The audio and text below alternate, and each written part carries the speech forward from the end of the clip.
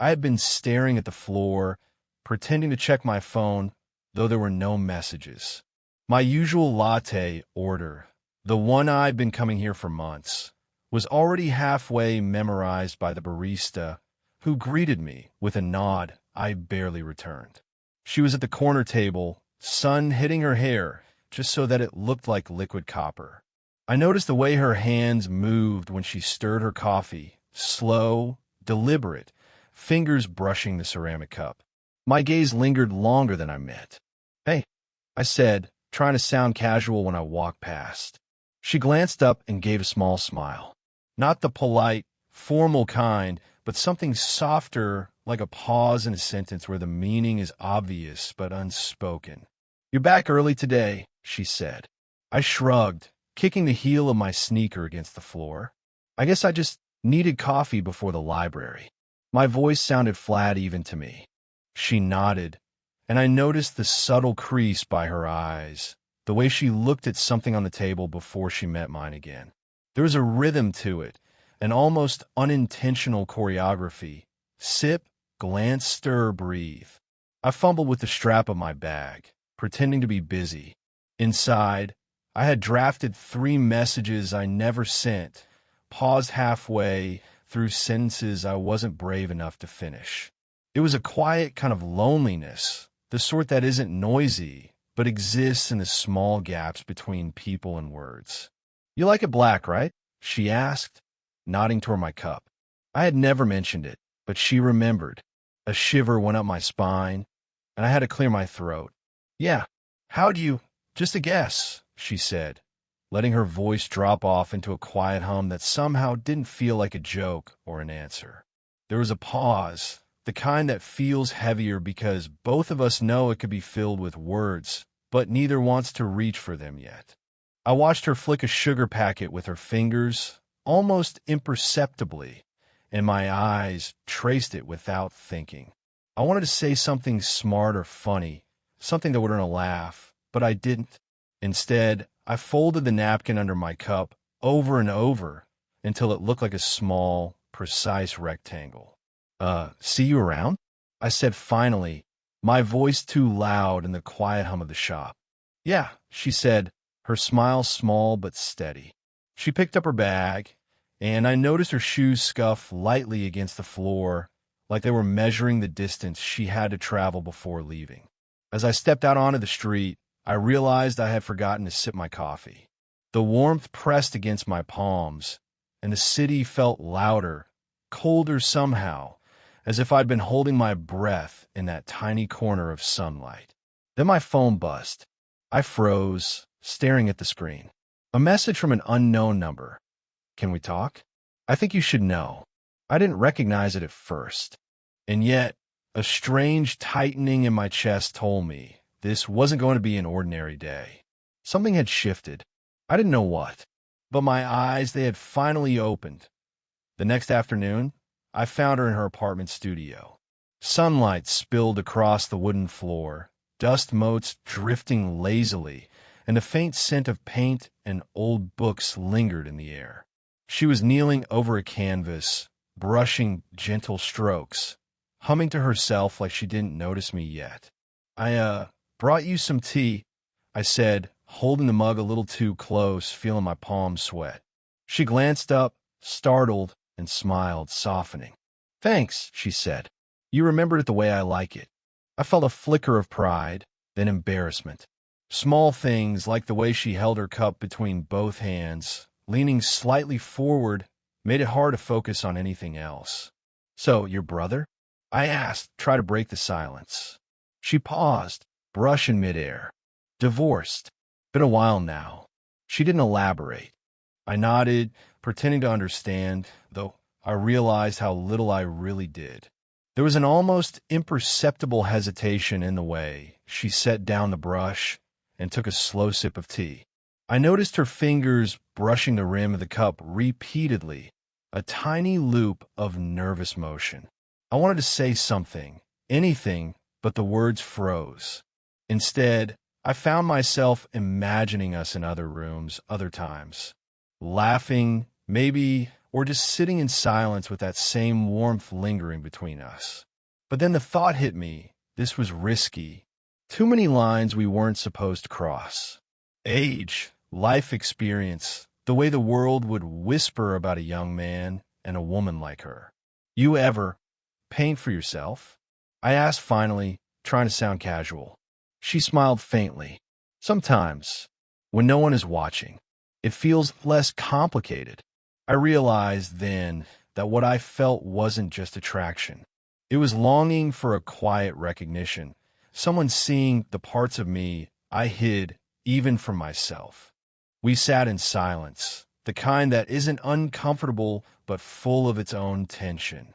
My hand itched to reach for hers, to steady the mug or brush the stray hair from her face, but I didn't. Not yet. Finally, she stretched, and our eyes met for a fraction longer than necessary. She laughed softly, a dry, half-choked sound, and said, "You make the tea better than I do."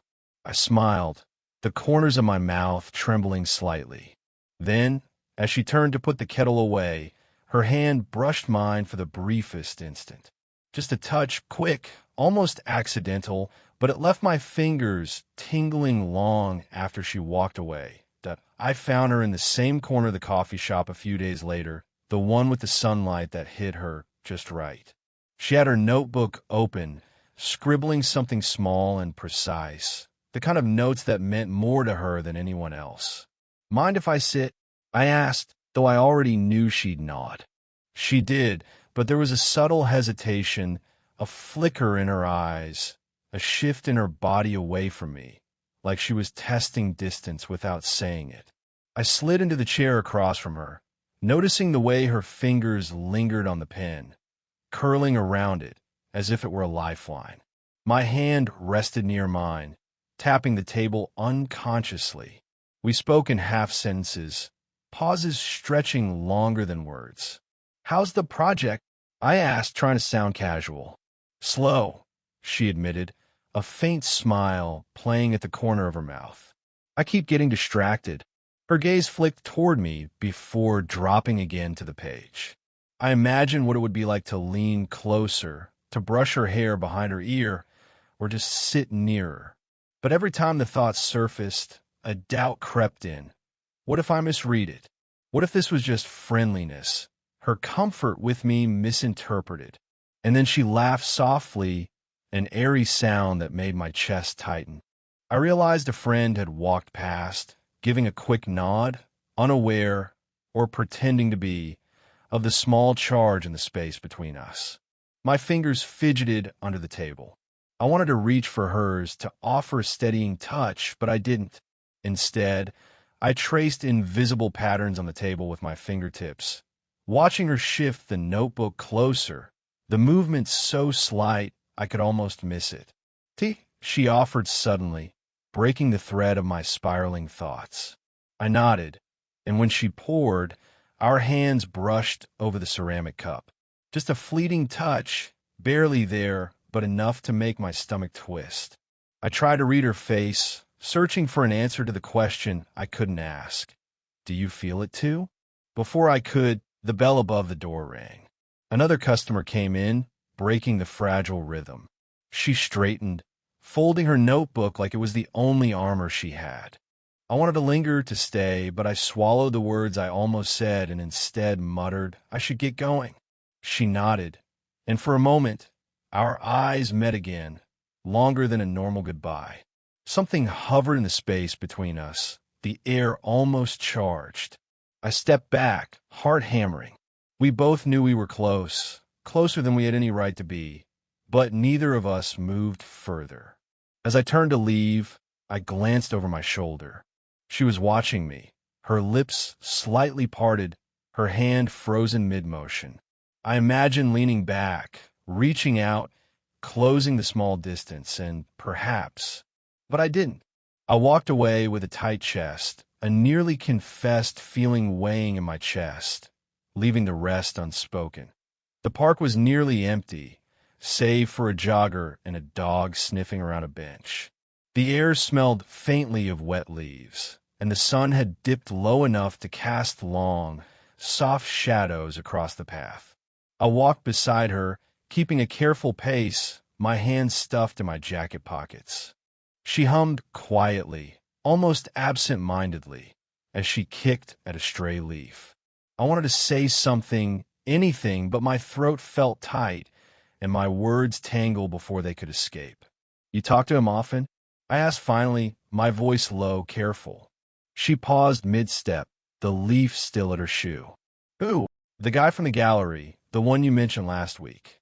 My stomach tightened as I spoke, realizing too late how close I sounded to something I couldn't name.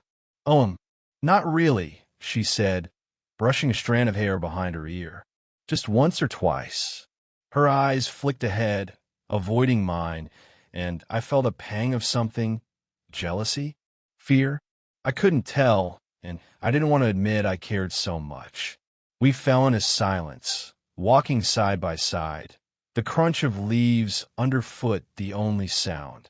I noticed the subtle tension in her shoulders, the way her hands flexed at her sides. I wanted to reach for her hand, to tell her everything I'd been holding back, but something held me back, guilt, perhaps, or the unspoken rules of distance. "You make things easier," she said suddenly, almost as if confessing to herself. She didn't look at me, just kept walking, letting the words hang between us. I swallowed, my heart hammering. "Easier," I echoed softly, stepping slightly closer. "Yeah," she admitted, her voice barely audible. "Being around you, I don't have to pretend." "Not really." I could feel the shift then, the raw, quiet vulnerability that made my chest ache. Everything I'd held back, the careful hesitations, the suppressed longing, felt like it was pressing up against my ribs, demanding release. Why didn't I notice it before?" I asked, my voice almost a whisper. I wanted her to look at me, to see that I felt it too, that all these small touches and pauses had changed something inside me. She stopped walking, and we both stared at the ground, the silence stretching. I could see the tension in her jaw, the catch in her breath. It was like we were suspended, teetering on a line we weren't supposed to cross. Then she tilted her head slightly, a small, almost imperceptible gesture, and I realized the question she didn't say out loud. "Do you feel it too?" The world seemed to narrow to that moment. The fading light, the crunch of leaves, the small, raw confession lingering between us. My fingers twitched, wanting to reach, to close the tiny gap, but I stayed still. We stood there, suspended in that fragile bubble, and I knew that in another second, everything could change. The apartment smelled faintly of cinnamon and old books, the kind of comfort I'd begun to associate with her. But when I walked in that evening, the usual warmth was gone. She was there, yes, but distant. Her movements clipped, precise, almost rehearsed. "Hey," I said softly, as if testing the waters. "Hi," she replied, her voice flat, eyes avoiding mine. The small smile that had once felt like sunlight was absent. I set my bag down, noticing the empty chair across from her usual spot. She picked up a sketchbook, flipping through pages without looking at me, her fingers brushing over drawings like they were shields. Something had changed. I tried to find the reason in small details. The way she sighed when she thought I wasn't watching, the tremor in her hand as she set down the mug, the half-finished tea that had gone cold. Days passed, and our routines, once predictable, almost comforting, shifted. I stopped seeing her at the coffee shop. She stopped replying to my texts. Not a harsh rejection, just absence. A door left unknocked, a message unsent. Then I saw it, a photo she'd accidentally left open on her tablet. Her ex's face smiling back, a small child in his arms. Something I hadn't known, something she hadn't said. The realization hit me quietly, slowly, like water seeping under a door. I spent evenings replaying moments in my head. The way she tucked her hair behind her ear, the laughter that had curled around the edges of my chest, the fleeting touches. All of it reframed now, fragile and precarious. I wanted to reach out, to ask questions, to understand, but every instinct told me to wait. And so I waited. I imagined her alone, imagining me, imagining someone else. Hope and confusion collided in small, hollow bursts. Text left half-written, draft saved in my phone, fingers hovering over the send button before retreating. When I finally stood in front of her door, the weight of hesitation stopped me. My hand hovered over the knob, trembling. I didn't knock. I didn't speak. I just lingered, and then I walked away. I didn't feel heartbroken. I felt paused, like life forgot to finish the sentence. I replayed every small gesture, every glance, every touch in my mind, searching for meaning that might have been mine, or might have never been. And through it all, a quiet ache settled in my chest. The space between us had grown, not with distance, but with absence, silence, and the unspoken truths that no one could name aloud. I kept walking, the city lights blurred into streaks, my own heartbeat loud in my ears. Somewhere inside, I wondered if she noticed my absence, or if she had already begun moving in another direction. And in that quiet uncertainty, I understood something I didn't want to admit. Some moments can't be forced, some people can't be reached, and some sentences are left unfinished. I found her in her kitchen that evening, the faint smell of tea leaves lingering in the air. The light was dim, just enough to see her profile as she stacked dishes, hands moving slowly. She didn't look up when I entered, and I almost turned back. But something made me stay. I said, voice low, careful. My hand hovered near the counter, unsure if it belonged there anywhere. She glanced at me, then away again, fingers flexing around a mug like it was the only solid thing in the room.